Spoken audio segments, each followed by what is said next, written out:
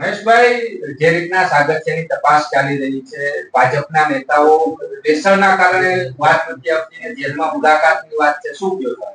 બહુ સ્પષ્ટ કહું, જે આની અંદર શંકાસ્પદ ભૂમિકાઓ જે પોલીસ ડિપાર્ટમેન્ટની પહેલેથી ચાલી રહી છે.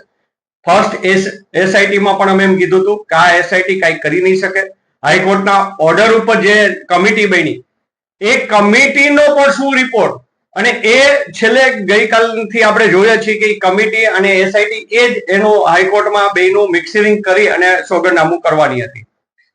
નવી હવે એસઆઈટી આવી, હવે એસીબી ની અંદર પણ એસઆઈટી ની જે રચના કરવામાં આવી અને બિપિન આહિર જેની નિમણૂક કરવામાં આવી છે ડાયરેક્ટરની એસીબી ના, એની પાસે આપણે એવી અપેક્ષા રાખીએ કે સાચી હકીકત લઈ આવે અને આની અંદર કોણ કોણ મલાઈ ખાવા વાળા હતા.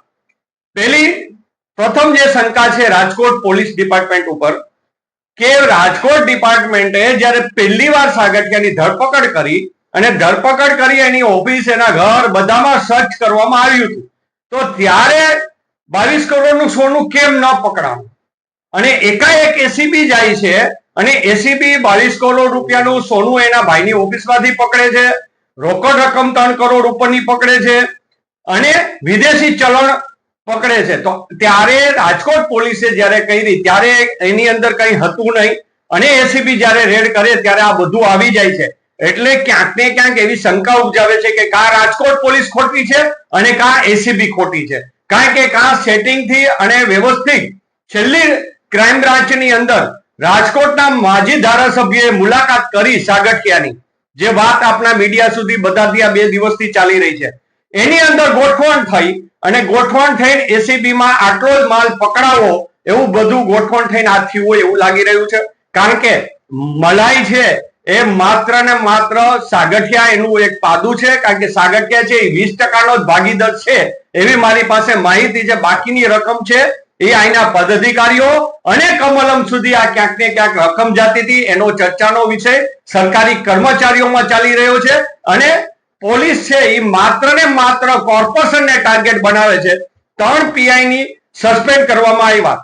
જો 3 પીઆઈ સસ્પેન્ડ કરવામાં આવ્યા હોય તો એની બેદરકારી હતી એવું બહુ સ્પષ્ટ સાબિત થાય છે. અને બેદરકારી હોય તો એની સામે બેદરકારીનો ગુનો દાખલ અગ્નિકાંડની અંદર એની જે રોલ છે અને એની બેદરકારીના હિસાબે પણ આ બનાવ બન્યો છે, તો એની એ ગુનાની અંદર ધરપકડ શા માટે નહીં? એટલે આ બધી એક શંકા અને એક ગોઠવણ ભરી સરકારની સૂચના મુજબ ચાલતું હોય એવું ક્યાંક દેખાઈ રહ્યું છે. મહેશભાઈ, નીતિન રામાણી ભાજપના કોર્પોરેટરની ક્રાઇમ બ્રાન્ચ એટલે કે સ્થાનિક એસઆઈટીએ પૂછપરછ કરી, ત્યારબાદ મુક્ત કરી દેવામાં આવ્યા, પછી કોઈ કાર્યવાહી એક પણ નેતા સામે?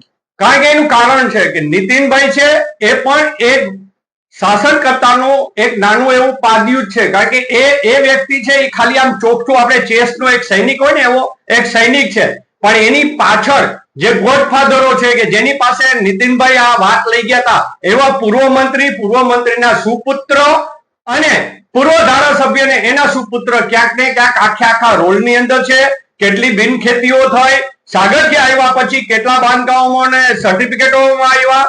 હું પણ એવું સાબિત કરી શકું એમ છું કે જે હોસ્પિટલ હોય એ હોસ્પિટલના બીજા મકાનની અંદર બીજું મકાન લે, એનું બાંધકામ થાય, એની અંદર પાર્કિંગ દેખાડવાનું હોય, એ પાર્કિંગ દેખાડે, રેસિડેન્સ થાય અને એકાએક 2 બિલ્ડિંગ ભેગા થઈ જાય અને એની આરટીઆઈ કરેલી હોય પણ છતાં એને કમ્પ્લીશન દેવામાં આવે. એ જ રીતે બિનખેતીના ઓર્ડરો, ક્યાં રોડ લઈ જવો, ક્યાં ટીપી ન લઈ જાવી, એ જે આખું મવડીમાં ચાલ્યું છે એની અંદર પૂર્વ ધારાસભ્ય, પૂર્વ મંત્રી આ બધાના રોલ છે. ત્યાંથી મોટામાં મોટી રકમો ત્યાંથી આવી. હું બહુ સ્પષ્ટ જ કહું છું કે જેને ક્રાઇમ બ્રાન્ચની અંદર મુલાકાત કરી હોય એ પૂર્વ ધારાસભ્ય શ્રી, એટલે એમાં નામ દઉં કે ના દઉં આપ સૌને બધાને ખબર જ છે. અને પૂર્વ મંત્રી કોણ એ પણ બધાને ખબર જ છે.